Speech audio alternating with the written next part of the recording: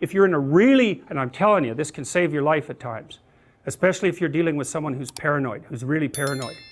You do not lie to someone who's paranoid and violent. I'll give you an example.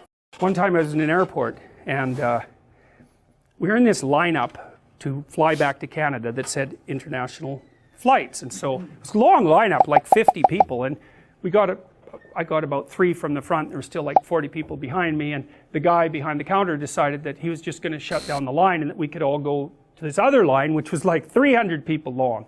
And I suggested that he not do that because we'd been standing there for half an hour, and that he could just deal with the 20 of us that were left and like have a clue. And so he called the sheriff right away.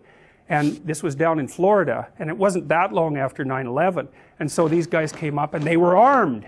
And they came and said, looked at me, because of course he'd told them that I was causing trouble, which I wasn't. I was just trying to not let an arrogant, bureaucratic scum rat take advantage of me. So, which is not the same as causing trouble. So anyways, as soon as the cops came up, I said, look, I'm going to do exactly what you tell me to do right now, and I'm not going to cause any trouble. But I would like you to hear what actually happened. And so that's a good example of a situation like that. It's like, if someone's got you, no bravado. It's a very bad idea. And I was going to do exactly what they told me. So it's one thing to really know. If you're ever in a really bad situation and you don't know what to do, you tell the truth minimally. You don't disclose too much. That's just another lie. You tell the truth minimally and carefully and hopefully. The problem with lying is that it's a hydra. And kids find this out very early, because you tell one lie, and what happens is it has one of the consequences that you expect. Maybe you get away with it, but it has 3 or 4 others that you don't expect. And so it's like it grows some complexity. And then you have to tack a lie on each of those little complexity outcrops, and then they grow 3 more complexities, and soon this little lie turns into a great big ball of lies, and at some point it becomes painfully evident to everyone. And by that time, you're in such... You see this with politicians, like that guy who was sexting.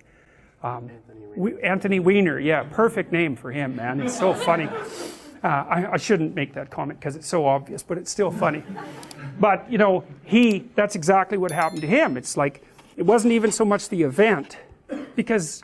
You know, people are stupid, they make mistakes, and actually the public is somewhat forgiving if you say, yeah, geez, I'm a real moron, and you know, like really, seriously, how could I do that?